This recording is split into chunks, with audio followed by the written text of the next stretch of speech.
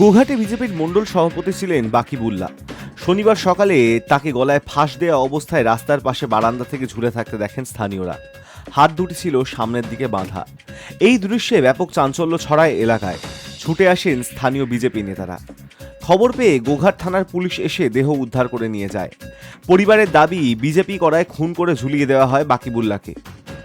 স্থানীয় বিজেপি নেতৃত্বের প্রশ্ন, হাত বাঁধা অবস্থায় কেউ কি করে গলায় ফাঁস দিতে পারে?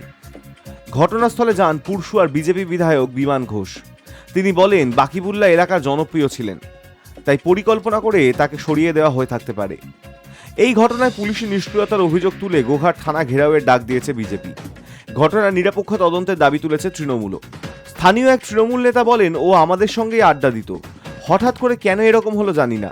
নিরপেক্ষ তদন্ত দাবি করছি, পুলিশ খতিয়ে দেখুক কি হয়েছে। Hi News network.